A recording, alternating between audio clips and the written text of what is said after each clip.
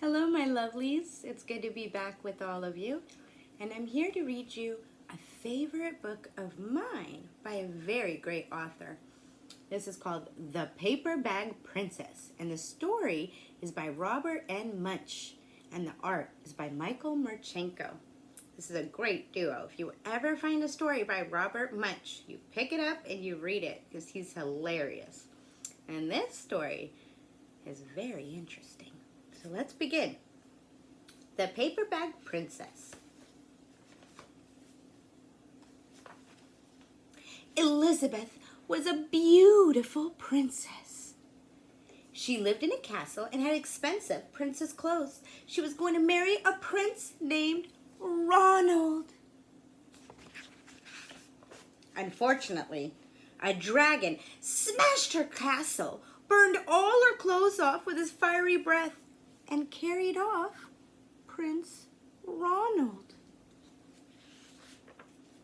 Elizabeth decided to chase the dragon and get Ronald back. Wow, she's so brave and determined.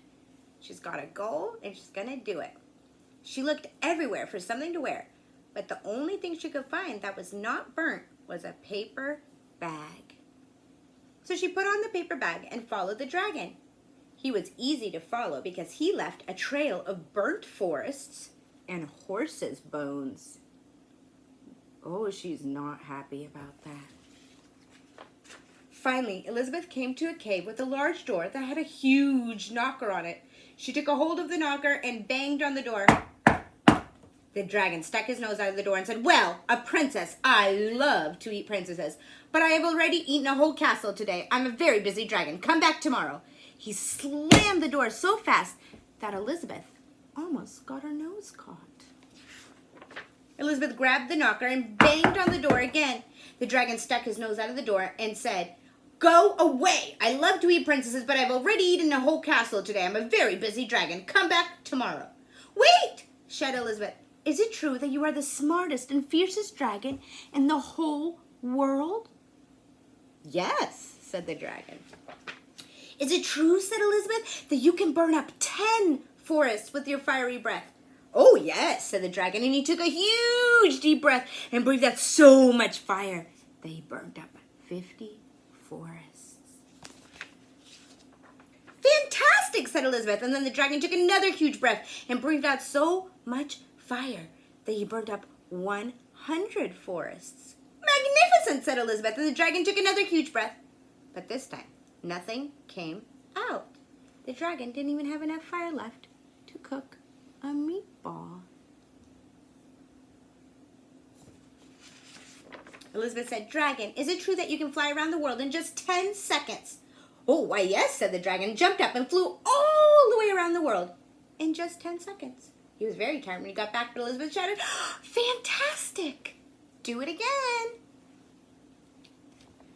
There she's saying, "Ta-da! Toodaloo! Bye-bye." So the dragon jumped up and flew around the whole world in just 20 seconds. When he got back, he was too tired to talk, and he lay down and went straight to sleep.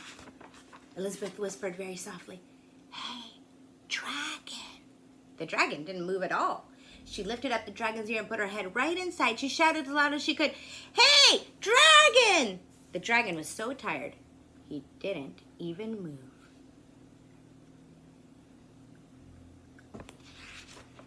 Elizabeth walked right over the dragon and opened the door to the cave. There was Prince Ronald. He looked at her and said, "Elizabeth, you are a mess. You smell like ashes and your hair is all tangled and you are wearing a dirty old paper bag. Come back when you're dressed like a real princess." Oh, she just went around the world to save him, outsmarted a dragon and saved him. And he didn't even say thank you. Instead, he worried about how she looked instead of how smart she was, how brave she was, and how capable she was.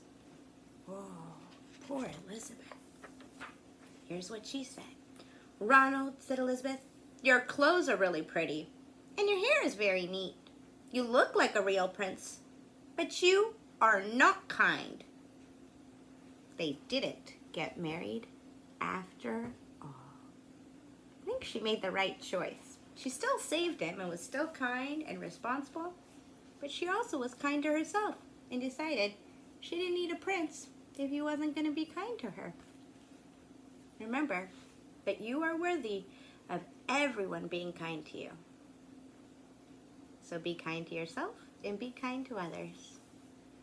I love you all. I hope you enjoyed that silly book by Robert M. Much. It's one of my favorites. It's a good one.